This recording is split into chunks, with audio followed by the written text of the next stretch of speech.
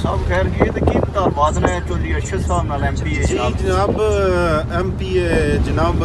हाजर सर्विस हाजर सर चौधरी अरशद डाक जट्टा हाँ जी डाक जटा जनाब ਜਿਹੜਾ ਕਾਰਤੂਸ ਹੈ ਚੱਲ ਸਕਦਾ ਛੋਟਿਆ ਕਾਰਤੂਸ ਨਹੀਂ ਹੈ बिल्कुल यही गल है ਇਹ ਜਨਾਬ ਉਹਨਾਂ ਨਾਲ ਸਾਡੇ ਮੁਤਾਲਬਾਤ ਇਹ ਨੇ ਕਿ ਜਨਾਬ ਇਸ ਤਰ੍ਹਾਂ ਦੀਆਂ ਰੋਡਾਂ ਜਿਹੜੀਆਂ ਨੇ ਜਨਾਬ ਮੇਰੀ ਜਾਬਨ ਮੁਹੱਈਆ ਕੀਤੀਆਂ ਜਾਣ ठीक हो गया ਉਸ ਤੋਂ ਇਲਾਵਾ ਜਨਾਬ ਜਾਬਾ ਦੇ ਵਿੱਚ ਜਨਾਬ ਇੱਕ 에ਅਰਪੋਰਟ ਬਣਾਇਆ ਜਾਏ ठीक है ਜਿਹੜੀ ਕਿ ਜਨਾਬ ਮੇਰੀ ਸਾਡੇ ਜ਼ਿਲ੍ਹਾ ਗੁਜਰਾਤ ਦੀ ਜਨਾਬ ਤਕਰੀਬਨ 70% ਆਵਾਮ ਜਿਹੜੀ ਆ ਉਹ ਬਿਰੋਨੇ ਮੁਲਕ ਰੋਜ਼ਗਾਰ ਦੀ ਤਲਾਸ਼ 'ਚ ਔਰ ਉਹਨਾਂ ਨੂੰ ਜਨਾਬ ਸਿਆਲਕੋਟ ਇਸਲਾਮਾਬਾਦ ਲਾਹੌਰ ਦੇ ਉੱਤੋਂ ਆਉਂਦਿਆਂ ਜਾਂਦਿਆਂ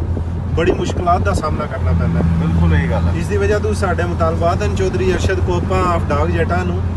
ਕਿ ਲਿਹਾਜ਼ਾ ਜਲਦੀ ਤੋਂ ਜਲਦੀ ਜਿਹੜਾ ਇਹ ਗ੍ਰਾਂਟ ਮਨਜ਼ੂਰ ਕਰਵਾਈ ਜਾਏ ठीक है मुतालबात उन्होंने बहुत कीते सी ना भी साडी हुकूमत आवे एक ਜੀ बारी ਜਨਾਬ ਉਹਨਾਂ ਦੀ ਹੁਕੂਮਤ ਆਈ ਹੈ ਨਾ जी ਤਾਂ ਫਿਰ ਤੁਹਾਨੂੰ ਪਤਾ ਹੁਕੂਮਤ ਆਈ ਹੈ ਹੁਣ ਉਹਨਾਂ ਦਾ ਕੰਮ ਹੈ ਨਾ ਕੰਮ ਕਰਨਾ बिल्कुल सही गल है ਠੀਕ ਹੈ ਇਹ ਜਨਾਬ ਸਾਡੇ ਮੁਤਾਲਬਾਤ ਪੂਰੇ ਕਰਨ ਔਰ 에ਅਰਪੋਰਟ ਦੇ ਜਿਹੜਾ ਥੱਲੇ ਉਹ ਜਨਾਬ ਕਾਇਦਾ ਇਹਨਾਂ ਨੂੰ ਮੈਟਰੋ ਚਲਾਉਣੀ ਚਾਹੀਦੀ ਹੈ बिल्कुल सही गल है ਕਿਉਂਕਿ ਅੰਡਰਗਰਾਉਂਡ ਮੈਟਰੋ ਆਮ ਵਾਸਤੇ ਬਹੁਤ ਸਹੂਲਤ ਵਾਸਤੇ ਹੈ ਕਿਉਂਕਿ ਸਾਡੇ ਪਾਕਿਸਤਾਨ ਦੇ ਵਿੱਚ ਜਿਹੜੀ ਸਰਦੀ ਦੇ ਵਿੱਚ ਇਤਨੀ ਕਿ ਧੁੰਦ ਪੈਂਦੀ ਹੈ ਕਿ ਬੰਦੇ ਦਾ ਗੱਡੀ ਤੇ ਸਫ਼ਰ ਕਰਨਾ ਮੁਸ਼ਕਲ ਹੋ ਜਾਂਦਾ ਹੈ